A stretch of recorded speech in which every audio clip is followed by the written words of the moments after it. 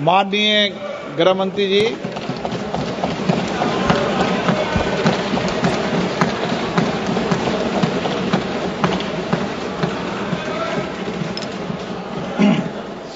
माननीय अध्यक्ष जी, आज जो मेरे साथी मंत्री बिल लेकर आए हैं उसके समर्थन में मैं खड़ा हुआ। माननीय अध्यक्ष जी, मैं सुबह से जो चर्चा चल रही है 12 बजे से, ओके एक मिनट चेक कराता हूँ। हाँ एक सेकंड चेक कराता हूँ। एक सेकंड में करा रहे हैं, चेक करा रहे हैं। माननीय अध्यक्ष जी, 2 मिनट लगता है कभी। सुबह से जो चर्चा चल रही है उसको मैंने बारीकी से सुना है। मुझे लगता है या तो निर्दोष भाव से या तो राजनीतिक कारणों से ढेर सारी भ्रांतियां कई सदस्यों के मन में भी है और कई सारी भ्रांतियां सदन के माध्यम से, आपके माध्यम से पूरे देश भर में फैलाने का प्रयास भी हो रहा है। बिल पर चर्चा का जवाब तो माननीय रिज्जू साहब देंगे। मैं कुछ बातें यहां रखी है, इसको मेरी समझ के हिसाब से क्लैरिफाई करने का जरूर प्रयास करूंगा। ये वक्त एक अरबी शब्द है। वक्त का इतिहास मान्यवर कुछ हदीसों से जुड़ा हुआ मिलता है और आजकल जिस अर्थ में वक्त शब्द का प्रयोग किया जाता है, इसका मतलब है अल्लाह के नाम पर संपत्ति का दान, पवित्र धार्मिक उद्देश्यों के लिए संपत्ति का दान।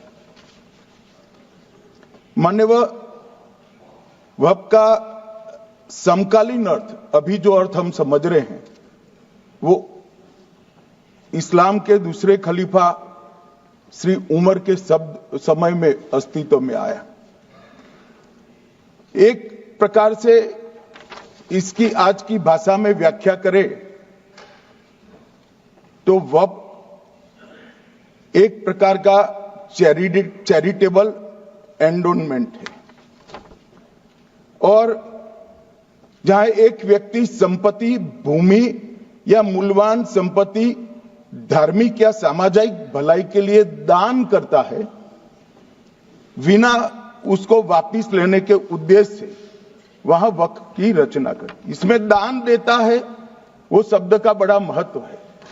दान उस चीज का ही कर्ज किया जा सकता है जो हमारा है। सरकारी संपत्ति का दान मैं नहीं कर सकता मान्यवर, किसी और की संपत्ति का दान मैं नहीं कर सकता। दान उसी चीज का किया जाता है जो हमारा है।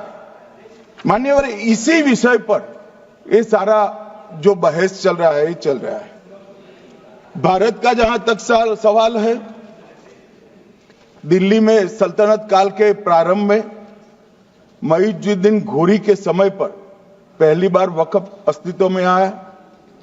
अंग्रेजों के जमाने में 1863 के धार्मिक दान अधिनियम से चलता था। बाद में चैरिटेबल प्रॉपर्टीज एक्ट 1890 से चला।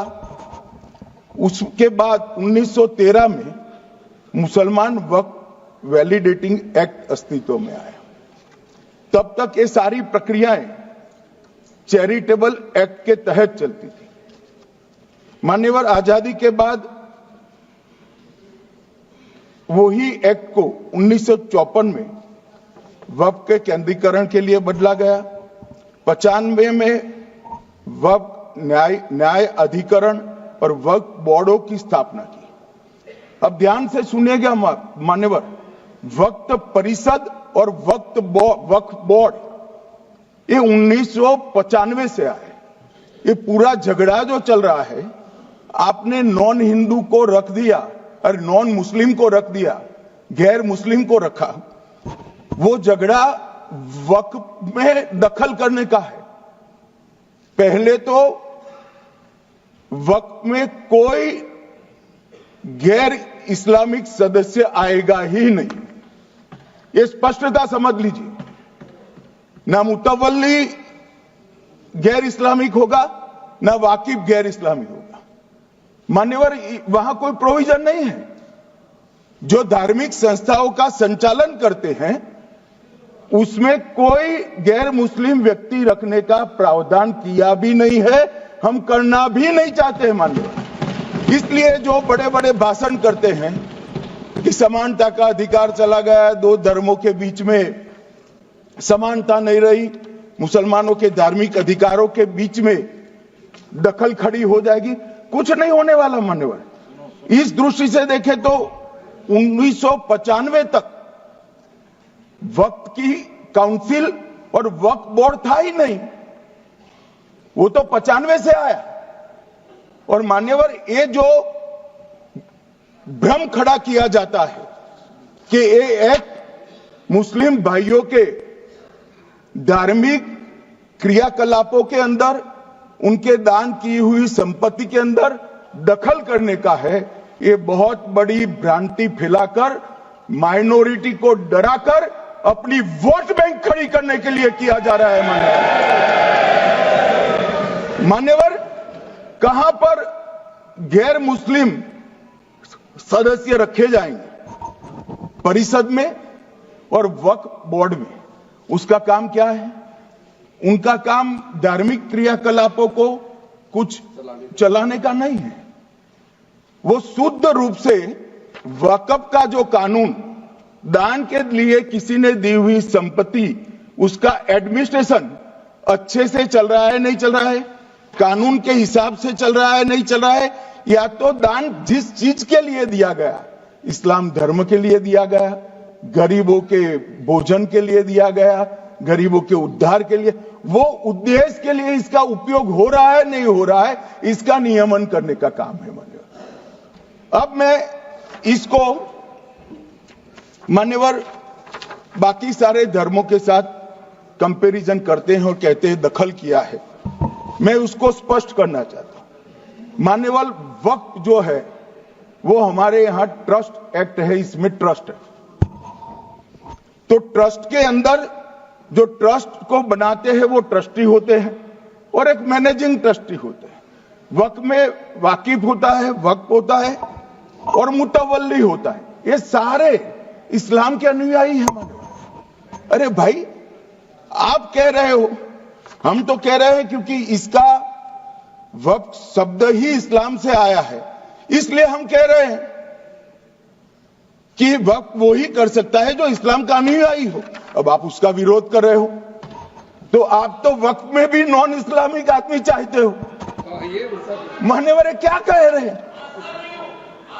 हम इसलिए कह रहे हैं कि वक्फ वो ही कर सकता है जो प्रैक्टिसिंग इस्लाम को प्रैक्टिस करता होगा, क्योंकि मान्यवर इसकी उत्पत्ति ही इस्लाम के सिद्धांतों से हुई। अब मान्यवर, वक्फ धार्मिक हुआ, वक्फ बोर्ड नहीं हुआ, वक्फ परिषद भी नहीं हुई। अरे सुनो भाई, मान्यवर, ट्रस्ट के अंदर ट्रस्टी जो होते हैं, जो चर्च होगा तो क्रिश्चियन होंगे, पारसी भी होंगे, पारसी के लिए वो ट्रस्ट होगा, तो हिंदू होगा तो वो हिंदू के लिए। अब चैरिटी कमिश्नर हम कहेंगे कि भाई मुस्लिम क्यों आया? मुझे बताओ, चैरिटी कमिश्नर एक्ट में मुसलमान चैरिटी कमिश्नर बन सकता है या नहीं बन सकता है? उसको ट्रस्ट नहीं चलाना है, उसको चैरिटी के कानून के हिसाब से वो ट्रस्ट चले, उसकी देखरेख करनी है। ये धार्मिक नहीं है, ये धर्म का काम नहीं है मान्यवर, ये एडमिनिस्ट्रेटिव वर्क है। और इसलिए तो फिर चैरिटी कमिश्नर हिंदू होगा तो वो क्रिश्चियनों के ट्रस्ट का कैसे देखरेख करेगा? चैरिटी कमिश्नर क्रिश्चियन होगा तो जैनियों के और हिंदुओं के ट्रस्ट का कैसे देखरेख करेगा? अब बताओ कि सारे ट्रस्ट के चैरिटी कमिश्नर अलग अलग बन, देश तोड़ दोगे आप लोग। तोड़ दोगे। हमने साहब, मैं अभी भी आपके माध्यम से, इस सदन के माध्यम से देश भर के मुसलमान भाइयों बहनों को कहना चाहता हूं, आपके वक्फ में एक भी नॉन मुस्लिम नहीं आएगा। ये एक्ट में ऐसा कोई प्रावधान नहीं। मगर जो वक्फ बोर्ड है और वक्फ परिषद है, उसका काम क्या है? वक्फ की संपत्तियां मान्यवर बेच खाने वाले लोगों को पकड़कर इसके बाहर निकालने का। वक्फ के नाम पर औने पौने दाम में संपत्तियों को 100-100 साल तक किराए पे देने वाले लोगों को पकड़ना है। वक्फ का जो पैसा होता है, इनकम जो गिरती जा रही है, जिसके माध्यम से माइनॉरिटी का विकास करना है, माइनॉरिटी को आगे बढ़ाना है, इस्लाम धर्म की सारी धार्मिक संस्थाओं को पुख्ता करना है। ये पैसा जो चोरी होता है ना, उसको पकड़ने का काम वक्फ बोर्ड, वक्फ परिषद करे। और मान्यवर, वो चाहते हैं कि इनके राज में जो मिलीभगत चली वो चलती रहे। ये नहीं चलेगी, ये नहीं चलेगी। और मान्यवर, मैं आज आपको बताना चाहता हूं क्या स्थिति हुई है। मान्यवर, सबने कहा, रिपीटेशन भी होगा, परंतु मैं कहना चाहता हूं मान्यवर कि वक्फ के 2013 में जो अमेंडमेंट्स आए, अब बिल किरण भाई का है, मगर मैं कह सकता हूं कि वक्फ का 2013 का अमेंडमेंट न किया होता तो ये बिल लाने की शायद जरूरत न पड़ती। सब कुछ अच्छा चलता था। 14 में चुनाव आने वाला था, 13 में रातों रात तुष्टीकरण करने के लिए वक्फ कानून को एक्सट्रीम बना दिया गया। और मान्यवर, इसके कारण क्या हुआ? इसके कारण दिल्ली लुटियन की 123 वीवीआईपी संपत्ति कांग्रेस सरकार ने जब चुनाव मुहाने पर थे, 25 दिन दूर था, वक्फ को देने का काम कर दिया। दिल्ली वक्फ बोर्ड ने उत्तरी रेलवे की भूमि वक्फ के नाम घोषित कर दी। हिमाचल में वक्फ की संपत्ति बताकर उस पर अवैध मस्जिद बनाने का काम किया। 250 हेक्टेयर क्षेत्रफल वाले 12 गांव पर वक्फ का स्वामित्व हो गया तब तमिलनाडु में। और मान्यवर, तमिलनाडु के 1500 साल पुराने तिरुचेंदुरई मंदिर की 400 एकड़ भूमि को वक्फ की संपत्ति घोषित कर। ये जब मंदिर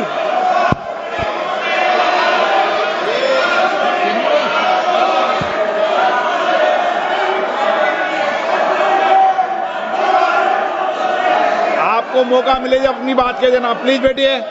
मान्यवर, कर्नाटक की, आपको मौका मिले जब अपनी बात कह देना। आप भी बहुत मिसलीड करते हैं, बैठिए। गृह मंत्री जी। मान्यवर, कर्नाटक की मणिपट्टी समिति का रिपोर्ट में पढ़ रहा हूं, इसमें मेरा कुछ नहीं है, खड़े मत हो जाना। ये मणिपट्टी समिति का रिपोर्ट है। 29,000 एकड़ भूमि वक्फ की बिजनेस के उपयोग के लिए किराए पर दे दी। मान्यवर, 2001 से 12 के बीच 2 लाख करोड़ की वक्फ की संपत्ति निजी संस्थानों को हस्तांतरित कर दी 100 साल की लीज पर। मान्यवर,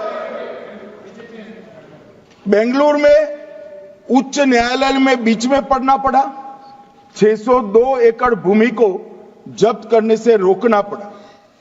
विजयपुर कर्नाटक के होनवाड़ गांव की 1500 एकड़ भूमि पर दावा कर उसको विवाद में डाला और 500 करोड़ की संपत्ति जिस भूमि का मूल्य है वहां 5 स्टार होटल को महीने 12,000 रुपए के किराए से दे दिया।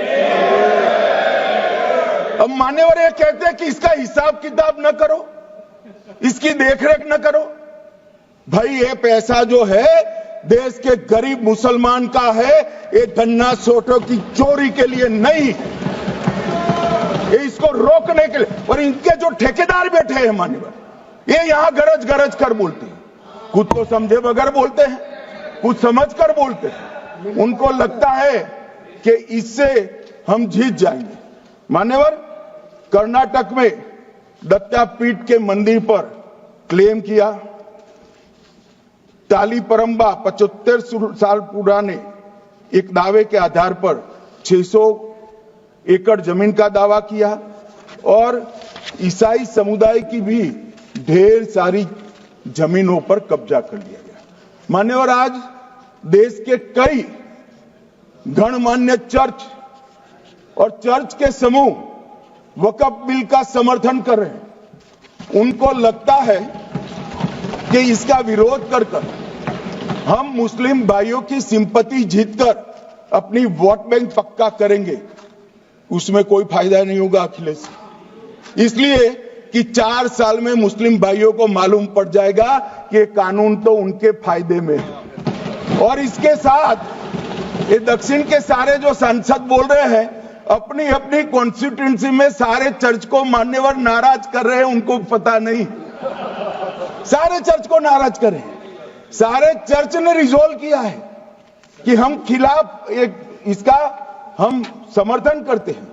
मान्यवर, तेलंगाना में 66,000 करोड़ की 1700 एकड़ जमीन पर दावा कर दिया। असम में मोरीगांव जिले की 134 एकड़ भूमि पर दावा हुआ। बिहार का मैं लालू जी के कोर्ट के साथ बाद में बताता हूं। गुरुद्वारा से संबंधित हरियाणा की 14 मरला भूमि को वक्फ को सौंप दिया। और मान्यवर, प्रयागराज में चंद्रशेखर आजाद पार्क को भी वक्फ घोषित किया। और मान्यवर, महाराष्ट्र के वडानगे गांव में महादेव की मंदिर पर दावा किया और बीड में कंकलेश्वर मंदिर की 12 एकड़ जमीन वक्फ बोर्ड ने जबरन ले ली।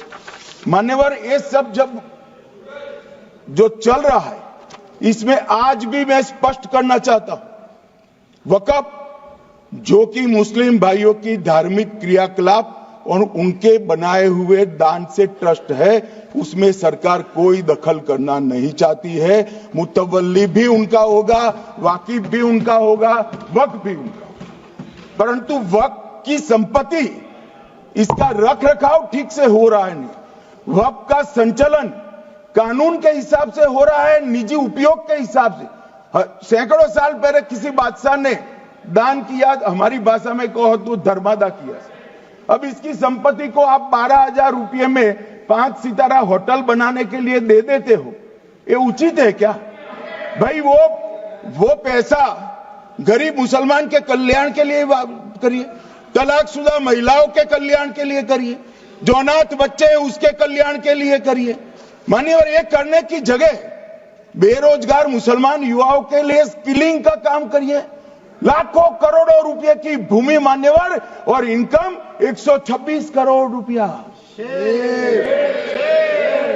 रेलवे की जितनी जमीन है, जिसमें हजारों करोड़ लाखों करोड़ का रेलवे का कारोबार चलता है, इतनी भूमि वक्फ के पास है और इनकम 126 करोड़ रुपए। मान्यवर कहते हैं कि इनकम का क्या उद्देश्य है?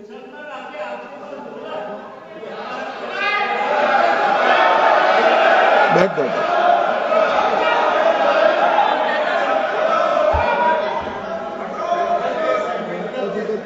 मान्यवर, मैं दादा की टेंशन समझ रहा हूं, ये बंगाल के मुसलमान भी सुन रहे हैं, तो उनको टेंशन होना स्वाभाविक है। मान्यवर, लालू प्रसाद जी, आज आरजेडी के सारे सदस्य बोले, जब 2013 का अमेंडमेंट आया, मैं लालू जी का तो पूरा पढ़ना चाहता हूं, बाकी सदस्यों का सिर्फ टोकन पढ़ूंगा। लालू जी ने क्या कहा? मैडम, सरकार जो यह संशोधन विधेयक पेश किया है, सरकार की पहल का हम स्वागत करते हैं। शाहनवाज हुसैन जी और अन्य माननीय सदस्यों ने अपनी बातों को यहां रखा, मैं उसका समर्थन करता हूं। आप देखिए सारी जमीनें हड़प ली गई है, चाहे सरकारी हो या गैर सरकारी। वक्फ बोर्ड में जो काम करने वाले लोग हैं उनके द्वारा सारी प्राइम लैंड को बेच दिया गया है। पटना में ही डाक बंगले की जितनी प्रॉपर्टी थी सब पर अपार्टमेंट बन गए। इस तरह की काफी लूट खसोट हुई है। हम संशोधन विधेयक तो आपको अंत में लाए हैं, समर्थन करते हैं, लेकिन मैं चाहता हूं कि भविष्य में आप कड़ा कानून लाइए और ये जो चोरी करने वाले लोग हो उनको जेल की सलाखों के पीछे डालिए। अब साहब लालू प्रसाद की इच्छा इन्होंने तो पूरी नहीं की, नरेंद्र मोदी जी ने पूरी कर दी। ये लालू जी ने कहा था एक कड़ा कानून लाइए। मान्यवर शरीफ बिन शरीफ उन्होंने कहा मंत्री जी समझते हैं कि शायद इससे मुसलमानों का वोट मिल जाएगा, लिहाजा मुसलमान लोगों ने भी खुद ही तबाही मचाई है, इसलिए मैं गुजारिश करूंगा कि इसके लिए आप सख्त कानून बनाइए, उनके हाथों में हथकड़ियां पहनाइए और जो उनके कब्जे किए हैं वो जमीनों बेचकर गरीब और तलाकशुदा मुस्लिम बहनों का कल्याण करिए। इसके बाद श्री हमीदुल्लाह सैयद लक्षद्वीप से थे, उनका भी इसी टोन का भाषण है।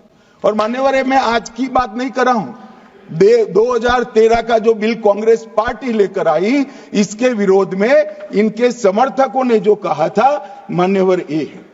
और क्या होगा भाई इससे? पारदर्शी ऑडिट होगी, आज ऑडिट ही नहीं हो रही, रिपोर्ट ऑनलाइन जमा करने की सिस्टम नहीं है, वो होगी, रिपोर्ट देनी पड़ेगी, बैलेंस शीट जमा करनी पड़ेगी, ऑडिट होगी, कैग के रिटायर्ड ऑफिसर ऑडिट करेंगे और मान्यवर पारदर्शिता आएगी। इससे क्यों डरना चाहिए किसी को? पारदर्शिता से क्यों? और वक्फ बोर्ड और वक्फ परिषद इसका कोई ऑर्डर हम ऐसा नहीं लिख रहे हैं कि कोर्ट में नहीं जा सकते। आपने तो कर दिया था कि एक ऑर्डर को कोई कोर्ट में चैलेंज ही नहीं कर सकता, पूरा संविधान वहां समाप्त कर दिया मान्यवर। और मान्यवर हम तो इसको कहते हैं कि कोई भी चैलेंज कर सकता है कायदे की अदालत में। इस देश में संविधान का राज है, ग्रीवेंसेस जिसका भी हो कोर्ट में जा सकता है। 2013 में जिसकी भूमि हड़पी इसके ग्रीवेंसेस को भी कोर्ट के फोरम से बाहर करने का पाप एक कांग्रेस पार्टी ने किया। मान्यवर एक अफवाह और फैला रहे, प्रोस्पेक्टिव इफेक्ट से आ रहा है। मैं स्पष्ट कर देना चाहता हूं, इस सदन में बोलने के वक्त जिम्मेदारी के साथ बोलना चाहिए। अगर ये कानून का पहला पेज और तीसरी तक धाराएं भी पड़ी होती तो इसमें स्पष्ट लिखा है ये कानून का अमल जिस दिन पारित होने के बाद भारत सरकार नोटिफिकेशन बाहर निकालेगी उस दिन के बाद होगा। मतलब रिट्रोस्पेक्टिव इफेक्ट नहीं है, मगर मुस्लिम भाइयों को डराया जा रहा है कि रिट्रोस्पेक्टिव इफेक्ट से आएगा। मान्यवर ये कह रहे कलेक्टर क्यों रखा है? मुझे एक बात बताओ भाई, जो बता सकते हैं, अगर किसी मंदिर के लिए जमीन खरीदनी है तो जमीन की मालिकी किसकी है वो हमारे देश में कौन तय करता है?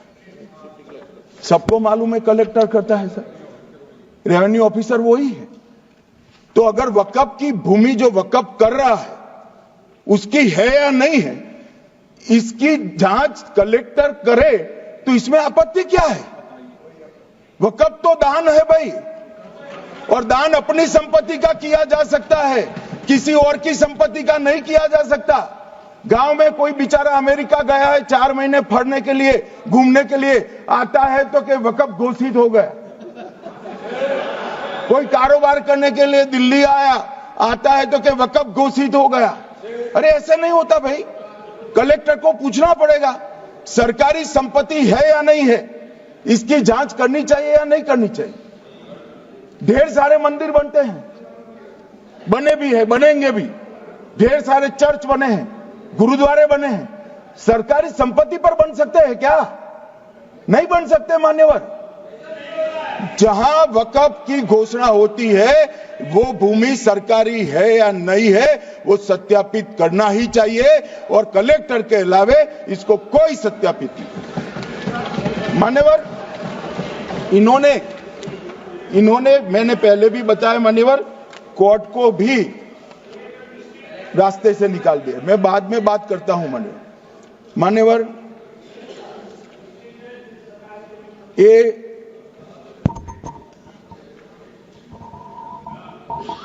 मान्यवर एक उपयोग के आधार पर वक्त की समाप्ति। मान्यवर ये कह रहे हैं कि सैकड़ों सालों से वहां प्रैक्टिस है। अब वो तो वक्फ रजिस्टर हो गया, आपने घोषित कर दिया, वक्फ में रजिस्टर भी हो गए, अब इसका सवाल नहीं है। मगर सैकड़ों साल की प्रैक्टिस, मुगलों के समय की प्रैक्टिस आज घोषित की जा सकती है क्या? अगर वहां नमाज पढ़ रहे हैं तो लोग देखते होंगे, कब्रिस्तान होगा लोग देखते होंगे, दरगाह होगी तो लोग देखते होंगे, और घोषित भी हो चुका होगा, रजिस्टर भी हो चुका होगा। अब अगर आप वक्फ घोषित करना है तो उसको ऐसे नहीं कर सकते मान्यवर, अधिकृत करना चाहिए। मान्यवर, जो दूसरा सुधार लेकर आए किरण जी, वो ही है कि धारा 36 में वक्फ संपत्तियों को बिना किसी स्पष्ट प्रक्रिया से, मालिकी की प्रक्रिया से पंजीकृत नहीं किया जा सकता। मान्यवर, अपील का प्रावधान वर्तमान में अधिनियम में ट्रिब्यूनल के निर्णय के खिलाफ अपील करने का कोई प्रावधान नहीं है। ये दृष्टिभ्रम खड़ा कर रहे थे गोगाई जी कि हाईकोर्ट में जा सकते। हाईकोर्ट में सिविल सूट नहीं जा सकता, रीट के अधिकारों का उपयोग कर हाईकोर्ट में जा सकते हैं। सिविल सूट में ज्यादा प्रोटेक्शन मिलता है मूल मालिक को। आपने सिविल सूट को खत्म कर दिया था, रीट के जुडिक्शन बहुत सीमित है, हम सब जानते हैं कि ये सीमित कर दिया गया था, आप भी जानते हो, मगर आपको वोट बैंक चाहिए। मान्यवर, ये हमारा स्पष्ट सिद्धांत है भारतीय जनता पार्टी की, मोदी सरकार का, कि वोट बैंक के लिए हम कोई कानून नहीं लाए। कानून न्याय के लिए होता है, कानून लोगों के कल्याण के लिए होता है। इन्होंने कहा कैसे कैसे कानून आए हैं, मैं बता देता हूं सब। अभी कांग्रेस के महासचिव और माननीय सदस्य कह रहे थे क्या कानून आ रहे हैं सब, किस प्रकार के कानून आ रहे हैं। मान्यवर, इसी सदन में नरेंद्र मोदी सरकार ही महिलाओं को 33% आरक्षण का कानून लाई। इसी सरकार में पिछड़ों को संवैधानिक अधिकार दिया गया। मान्यवर, इसी सरकार में बजट जो आए, इसमें गरीबों को गैस, शौचालय, पानी, 5 लाख तक का बीमा, 5 किलो अनाज, बिजली और घर दिए गए। मान्यवर, और कन्वर्जन कानून की बात करते थे और हंसते हंसते कहते थे कर्नाटक सरकार कन्वर्जन कानून लेकर आई है। सबसे पहला कन्वर्जन कानून उड़ीसा और मध्य प्रदेश में कांग्रेस सरकार लेकर आई है, मगर उस वक्त कांग्रेस सरकार तुष्टीकरण की नीति पर नहीं चलती थी, महात्मा गांधी के सिद्धांतों पर चलती थी। मध्य प्रदेश और उड़ीसा में सबसे पहला कन्वर्जन के खिलाफ कानून कोई लाए तो कांग्रेस पार्टी लाई, और मुझे गर्व है मेरी पार्टी की सरकारें कन्वर्जन पर कानून लाती है।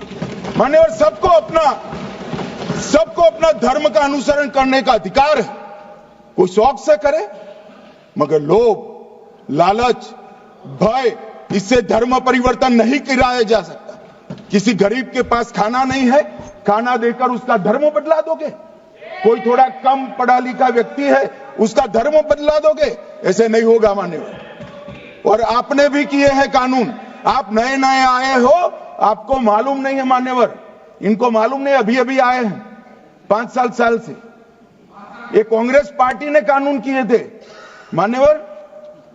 अपील का प्रावधान भी हमने आगे बढ़ाया, और गैर मुसलमानों के द्वारा दान की गई संपत्तियों पर, गैर मुसलमानों की दान की संपत्तियों पर वक्फ अधिनियम को हमने लगने से मना कर दिया। मानो उनके लिए चैरिटी कमिश्नर का कायदा है। ये प्रैक्टिसिंग इस्लाम, जो इस्लाम की प्रैक्टिस करते हैं, इसीलिए मान्यवर हमने ओवरराइडिंग इफेक्ट को भी समाप्त कर दिया। मान्यवर, ट्रस्ट का नियमन करने का जो कानून होता है, जैसे चैरिटी कमिश्नर के कानून में कोई ओवरराइडिंग इफेक्ट नहीं है। जहां क्लासेस आते हैं वहां ओवरराइडिंग इफेक्ट होती है। यहां ओवरराइडिंग इफेक्ट इसलिए दिएगी कि आप जिसकी संपत्ति हड़पी जाएगी उसको कोर्ट से जाने से रोकना चाहते थे, इसलिए ओवरराइडिंग इफेक्ट जो हमने मान्यवर निकाल दिया है। मान्यवर, एक ऐसी चर्चा लेकर आए कि चर्चा नहीं, मैं आपको बताना चाहता हूं 2013 में जो अमेंडमेंट बिल आया, जिसके कारण ये बिल लाना पड़ा, वो बिल में कुल मिलाकर 5.4 घंटे चर्चा हुई थी, 5.5 घंटे दोनों सदन मिलाकर।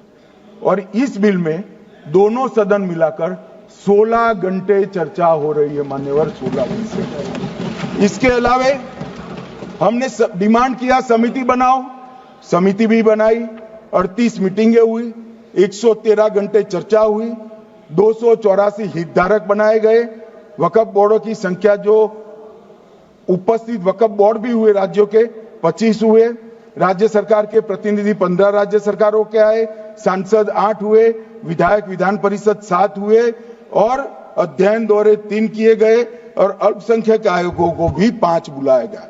ये सबसे 92.68 लाख करीब 1 करोड़ सुझाव देश भर से ऑनलाइन आए, इसकी मीमांसा कर ये कानून बना है। आप ऐसे इसको खारिज नहीं कर सकते हो भाई, पूरी प्रक्रिया को। आप जो कर रहे हैं 5.5 घंटे की प्रक्रिया, ये बहुत लोकतांत्रिक प्रक्रिया है और हम 16 घंटे चर्चा करते हैं कि चर्चा आपके अनुरूप चर्चा नहीं हो सकती। ये सदन में हर सदस्य बोलने के लिए स्वतंत्र है, कोई परिवार की यहां चलती नहीं है। ये तो जनता के नुमाइंदे हैं, किसी की कृपा से नहीं आए हैं। मान्यवर, वो जो दिल में है, जो जनता की आवाज है, वो रखेंगे। मान्यवर, एक सदस्य द्वारा कहा गया कि ये मिसलीडिंग है कि पुराने कानून में 2013 के जो अमेंडमेंट्स थे उसमें अपील का प्रोविजन था। अब मैं कहना चाहता हूं 83(9) उसमें अधिकरण द्वारा किए गए किसी भी विनिश्चय का आदेश विरुद्ध, चाहे वो अंतरिम हो या फाइनल, इस पर अपील नहीं हो सकती। इसका मतलब अपील का प्रोविजन आपने रखा ही नहीं था। सिविल न्यायालय, राजस्व कोर्ट और अन्य प्राधिकरण उसके अधिकार क्षेत्र पर भी प्रतिबंध लगा दिएगा और सरकारी अधिसूचना जो बाद में वक्फ बोर्ड और वक्फ परिषद के एडवाइस से होगी, इसको भी कोई चुनौती नहीं दे सकता। मान्यवर, मुझे ये बताओ कि अभी अभी फैशन है संविधान लहराने की। ये संविधान के हिसाब से सरकार का या किसी भी निजी संस्था का कोई भी फैसला मान्यवर कायदे की कोर्ट से बाहर कैसे हो सकता है? कोई भी फैसला हो, ये देश की अदालत वो फैसले तक रुचि नहीं रखेगी। नागरिक ग्रीवेंसेस लेकर कहां जाएंगे? जिसकी भूमि हड़प कर ली गई वो कहां जाएगा? ऐसा नहीं चलेगा। आपकी वोट बैंक के लिए आपने किया था, हम खारिज कर रहे हैं, हम खारिज कर रहे हैं। ऐसा नहीं चलेगा। अदालत में जाइए, जिसको ग्रीवेंसेस है आइदर और साइड से, और अदालत न्याय करेगी। न्याय के लिए तो अदालतें बनी है। और मान्यवर, यहां एक सदस्य ने कह दिया माइनॉरिटी इस कानून को स्वीकार नहीं करेगी। क्या धमकाना चाहते हो भाई? संसद का कानून है, सबको स्वीकार करना पड़ेगा। स्वीकार नहीं करेंगे मतलब क्या है? कैसे बोल सकते हैं कोई हम कानून को स्वीकार नहीं करेंगे? एक कानून भारत सरकार का है, हर एक पर बंधन करता होगा और इसको स्वीकार करना पड़ेगा। मान्यवर, ये हमने तो खैर वक्फ को छेड़खानी नहीं की। वक्फ बोर्ड और वक्फ परिषद के अंदर बदलाव किया है, मगर वक्फ के लिए भी क्या क्या जजमेंट आए। सैयद फजल पुकोया थंगल बनाम भारत संघ 10/11/28 को केरल उच्च न्यायालय ने उन्होंने कहा वक्फ बोर्ड एक स्टैट्यूटरी बॉडी है, यह मुस्लिम समुदाय का प्रतिनिधि निकाय नहीं है। इसका फंक्शनिंग मान्यवर एडमिनिस्ट्रेटिव है। धार्मिक क्रियाकलापों को तो वक्फ ने करना है, चाहे कब्रिस्तान हो, चाहे दरगाह हो, चाहे मस्जिद हो, चाहे चैरिटी का काम, वो वक्फ बोर्ड को नहीं करना है भाई। ये केरल हाईकोर्ट ने किया, इलाहाबाद हाईकोर्ट ने भी, उसने तो मुतवल्ली तक भी कहा है, मगर हम मुतवल्ली तो जो धर्म का है वही रखेंगे।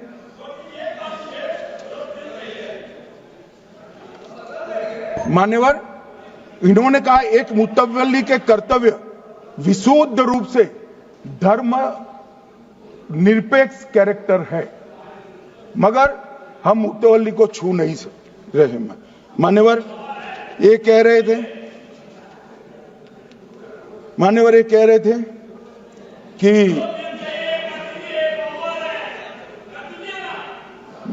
मान्यवर ये कह रहे थे कि कोई गड़बड़ियां नहीं हुई। मान्यवर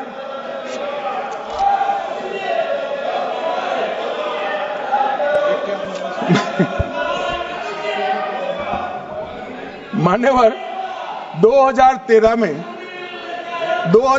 में अन्यायी कानून आया। भाई करने थोड़ा शांत हो जाइए। ये 26 के कारण डरे हुए हैं और कुछ कारण नहीं। चुनाव जो है ना अक्टूबर में, 25 में जो चुनाव है इसके कारण डरे। मान्यवर भाई बैठ जाओ।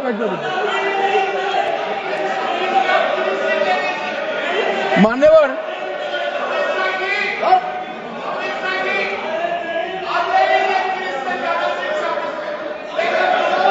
बैठ जाओ।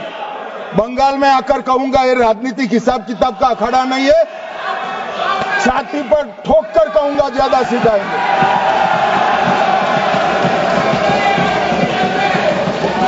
मान्यवर 2013 के, अरे बैठ जाओ वकील साहब बैठ जाइए। मान्यवर 2013 में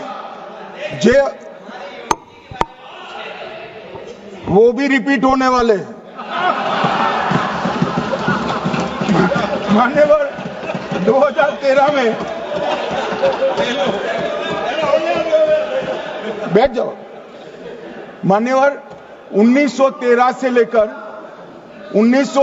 लेकर 2013 तक 1913 से 2013 तक वक्फ बोर्ड का कुल एकड़ में भूमि सब वक्फ का मिलाकर 18 लाख एकड़ था।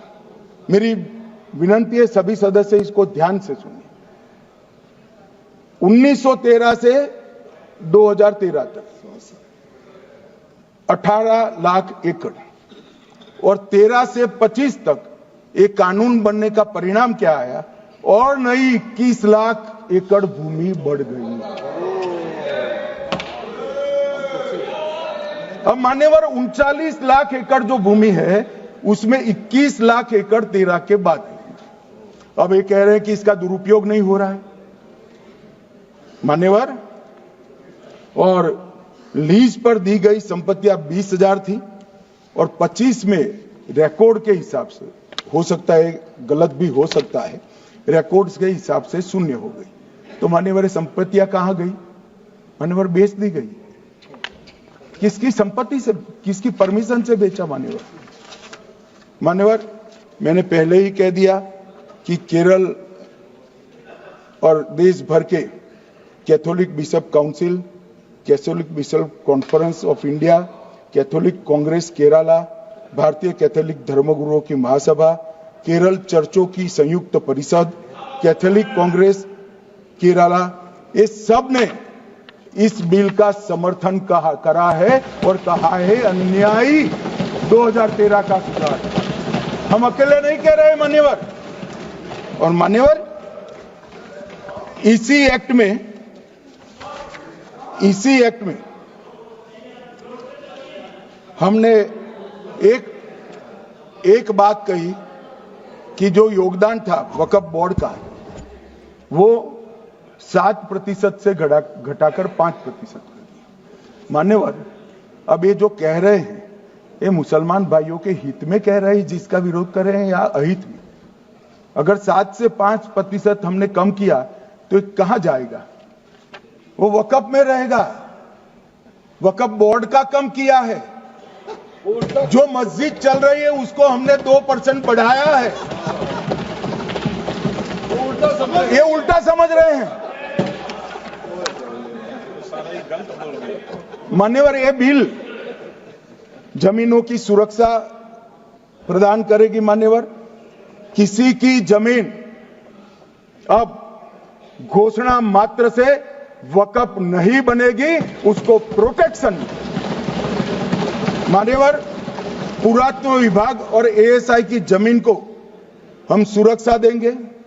आदिवासी भाइयों की शेड्यूल 5 और शेड्यूल 6 की जो जमीन है वो सुरक्षित हो जाएगी। निजी संपत्ति जो आम नागरिकों की है वो भी सुरक्षित हो जाएगी।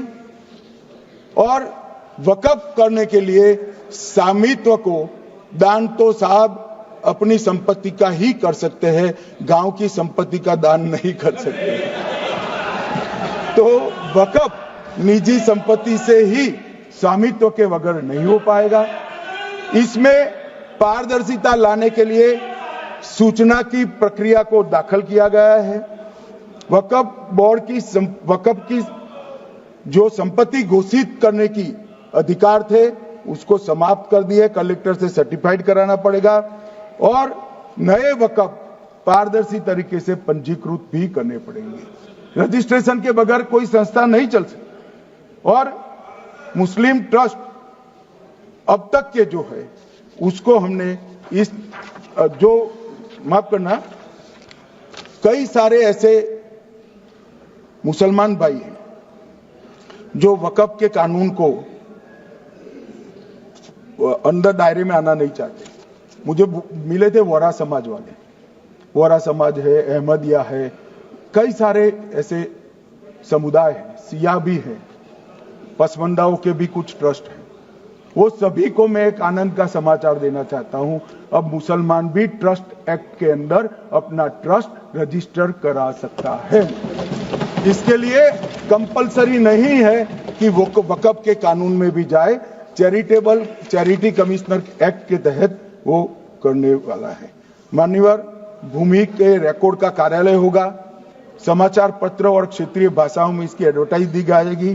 ढेर सारे प्रावधान मान्यवर इसके अंदर किए हैं। महिला, सिया, पसमंदा, वोरा, अहमदिया, उनका हमने समावेश किया ही है। और उन्होंने कहा, मैं सुन रहा था मान्यवर, एक फैशन हो गई। राम जन्मभूमि का मंदिर बनाने की बात आई तो इस देश के अंदर खून की नदियां बह जाएगी, मुसलमान रोड पर आ जाएगा, मुसलमानों का ये हो जाएगा, वो ट्रिपल तलाक, फिर से डर, सीए आया कि मुसलमानों की नागरिकता चली जाएगी। जिन जिन ने भाषण किया है, एक मुसलमान की नागरिकता गई है तो बता दो। मुसलमान भी जानता है। और मैं तो आपके माध्यम से देश के मुसलमानों को अपील करना चाहता हूं मान्यवर, मैंने बहुत झेला है। ये कहते थे कि सीए कानून मुसलमानों की नागरिकता लेने 2 साल हो गए, एक भी मुसलमान की नागरिकता गई है तो सदन के पटल पर रखी। कितना झूठ फैलाया इन्होंने। मान्यवर, धारा 370 हटाई। ये कह रहे थे मुसलमानों का ये हो जाएगा, वो हो जाएगा, फिर से उमर अब्दुल्ला जीत कर आज शासन कर रहे हैं। आतंकवाद समाप्त हो गया, विकास शुरू हो गया, पर्यटन बढ़ गया। मान्यवर, एक कांग्रेस पार्टी और उसके साथियों ने मुसलमान भाइयों को डरा डरा कर अपनी वोट बैंक खड़ी करने का काम किया। हम नहीं डरा रहे मुसलमानों को, आप डरा रहे हो भाई। आप कह रहे हो ये हो जाएगा। मैं कहता हूं इस देश के नागरिक को किसी भी धर्म का हो कोई आंच नहीं आएगी मान्यवर। ये नरेंद्र मोदी सरकार का सरकार। मान्यवर,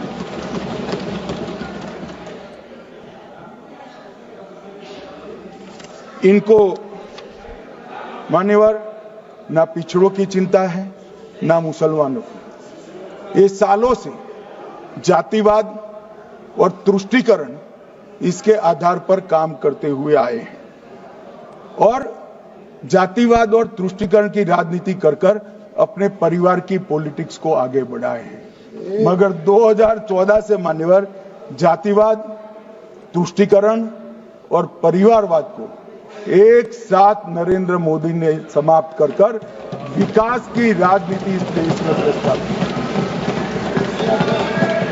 पॉलिटिक्स ऑफ परफॉर्मेंस, परफॉर्म करिए और चुनकर आइए।